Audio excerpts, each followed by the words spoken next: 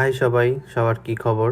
এইখানে দেখতে পাচ্ছেন আবারও একটা জাম্বুরা আমড়া মাখানোর ভিডিও নিয়ে চলে আসছি। এখানে শুধু জাম্বুরা আমড়া ছিল না, সাথে পেঁপেও ছিল, আর তার সাথে ছিল বড়ইয়ের আচার, তেঁতুল।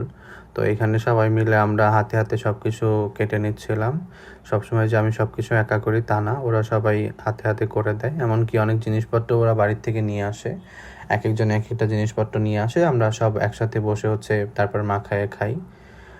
মোটামুটি সব বারে দেখা যায় যে 7-8 জন থাকে, সবাই মিলে একসাথে এই সব মাখা খেতে অনেক বেশি মজা লাগে।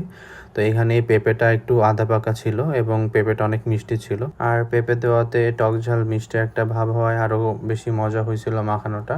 তো এখানে আমি আমড়াটা কেটে নিচ্ছিলাম, কারণ ওরা কেউই আমড়া কাটতে পারে না কুচি করে। তারপরে বড়ই আর তেঁতুলগুলা হাত দিয়ে খুব ভালো মতো গলিয়ে নিচ্ছিলাম, যাতে মাখানোর সাথে খুব সহজে মেশানো যায়।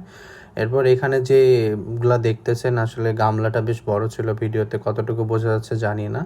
তারপরে এইখানে এই মরিচগুলা দেখেও ভয় পায় না, কারণ অনেকগুলা মাখা হিসেবে এই মরিচগুলা কিছুই না।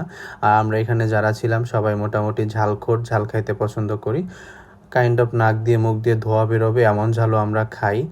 আগের দিন যে মাখাইছিলাম, ওই দিন খাওয়ার পরে তো পুরো অবস্থা খারাপ হয়ে গেছিলো সবার। আর এরকম যে মাখানোর পরে আমার হাতের যে অবস্থা হয় সেটা বলার মতো না।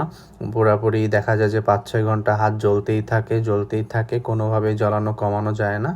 তো এখানে মাখানো শেষ হইতে না হইতে সবাই খাওয়া শুরু করে দিছে, কারণ এগুলা 10-15 মিনিটও যায় না, তার আগেই শেষ হয়ে যায়।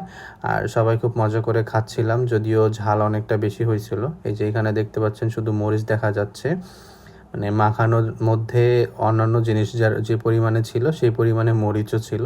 কাইন্ড অফ জাম্বুরা পেঁপে যেমন ছিল, মরিচও তেমন ছিল।